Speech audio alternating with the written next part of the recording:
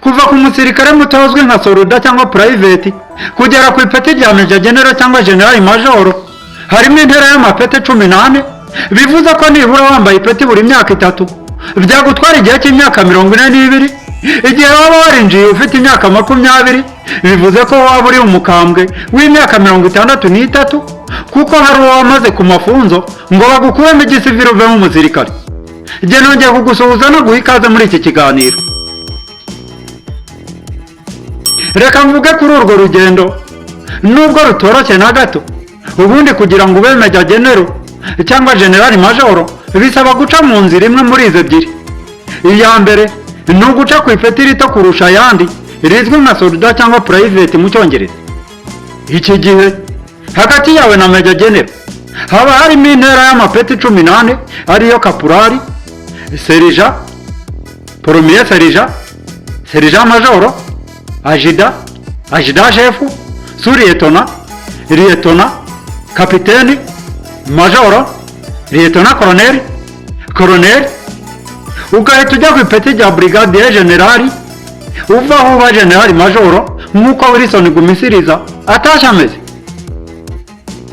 Gusa hari ab'Imana icira inzira bakinjirira ku ipeti rya suriyetona.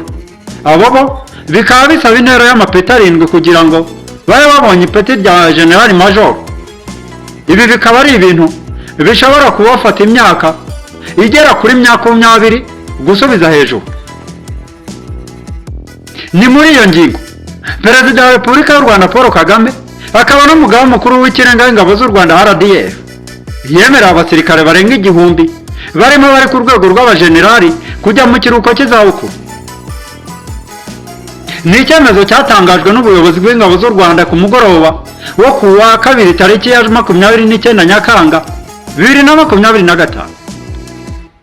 Abasirikare bakuru bagiye mu kiruhuko cy'izabukuru, abafite ipeti rya Major General ni 2, mu gihe abafite ipeti rya Brigadier General ari 7. Mu mwaka wa 2023 nibwo byaherukaga ko abasirikare bafite ipeti rya Generali bajya mu kiruhuko cy'izabukuru, kuko icyo gihe abakigiyemo ni Jenerali Retired James Kabarebe, Jenerali Retired Fred Bingira, Lieutenant General Retired Frank Mucyo Kamanzi, Lieutenant General Retired Charles Kayonga ndetse n'abandi.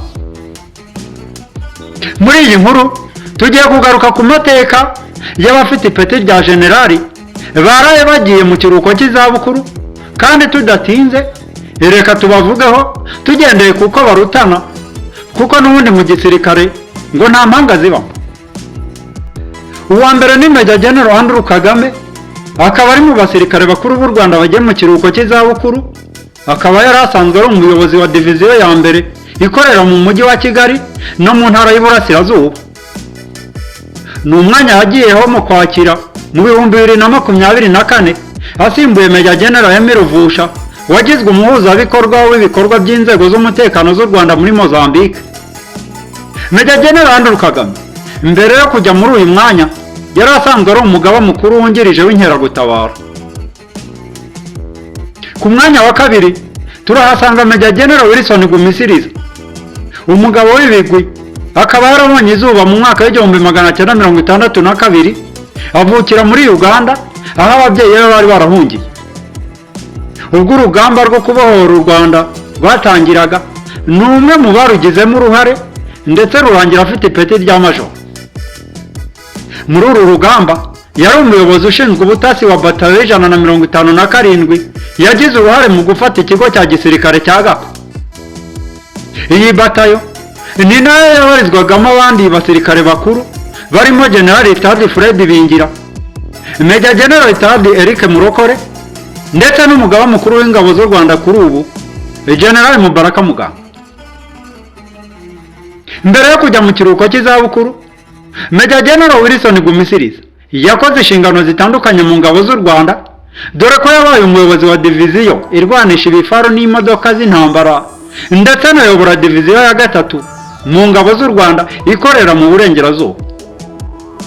Major General Gumisiriza yabaye umuyobozi wa brigade ya 501.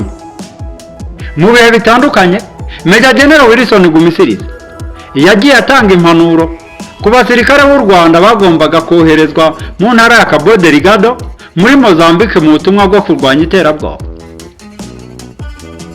Uwa gatatu ni Brigadier General Joseph de Marie, akaba yabarizwaga mu mutwe w'ingabo z'u Rwanda urwanira mu kirere. Yakoze inshingano zitandukanye mu ngabo z'u Rwanda, zirimo kuba umugaba w'ingabo zirwanira mu kirere kuva mu 2013 kugeza 2014. Yabaye kandi umuyobozi ushinzwe ibikorwa bya gisirikare muri ambasade y'u Rwanda muri Turikiya. Izi nshingano yazikoze no muri ambasade y'u Rwanda muri Kenya. Uwa kane ni Brigadier General Fred Muziraguharara, akaba yarakoze inshingano zitandukanye mu ngabo z'u Rwanda hagati y'igihumbi 1998 kugeza mu 2000. Yari umuyobozi ushinzwe ubushakashatsi. Naho hagati y'ibihumbi 2005 n'ibihumbi 2006 yabaye umuyobozi ushinzwe amasomo mu ishuri rya gisirikare rya Gapa. Mu 2007 kugeza mu 2008 yari umuyobozi ushinzwe ibikorwa mu ngabo z'u Rwanda. Umwanya yavuyeho ajya gukora mu butumwa bw'ingabo za Loni muri Darfur, aho yari umuyobozi ushinzwe igenamigambi. Hagati y'ibihumbi 2010 n'ibihumbi 2012 yabaye umuyobozi ushinzwe igenamigambi mu ngabo z'u Rwanda, ahava ajya guhagararira RDF mu nama y'ibihugu by'akarere k'ibiyaga bigari.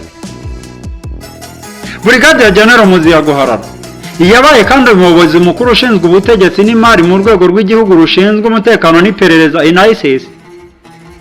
Ni inshingano yakoze kuva mu 2013 kugeza mu 2018. Kuri ubu Muziraguharara Fred ni umuyobozi mukuru wa Horizon Group Limited. Muri Mutarama 2018 akaba aribwo yahawe ipeti rya Brigadier Jenerali avuye kuri Colonel. Ku mwanya wa gatanu hariho Brigadier General James Ruzibiza. Mu 2019 nibwo James Ruzibiza yahawe ipeti rya Brigadier General, ndetse ahita agirwa umuyobozi wa brigade ishinzwe ibijyanye n'ubwubatsi engineering mu ngabo z'u Rwanda. Yanabaye umuyobozi ushinzwe imibanire y'abasirikare n'abasivile, ikizwi nka Chief General. Uwa gatandatu ni Brigadier General Frappe Mupiremi, akaba yari asanzwe ari umuyobozi wa diviziyo ishinzwe gutabara aho rukomeye mu gisirikare cy'u Rwanda. Iri peti Brigadier General Frappe Mutenyi yarihawe mu 2019 avuye kuri Colonel mu rugamba ingabo z'u Rwanda zirimo rugamije guhashya iterabwoba muri Mozambique. Brigadier General Frappe Mutenyi yari akuriye ibikorwa by'urugamba, inshingano yavuyeho mu 2023. Uyu mugabo yanayoboye ingabo z'u Rwanda zari mu butumwa bw'amahoro i Darfur.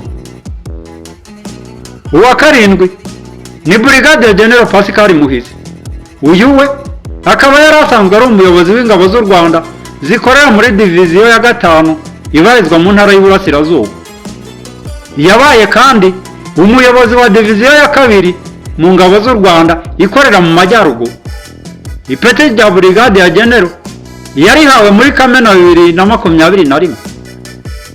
Izina ry'uyu mugabo ryamenyekanye cyane ubwo yari i Cabo Delgado akuriye ibikorwa bya gisirikare mu butumwa inzego z'umutekano zirimo bwo kurwanya iterabwoba.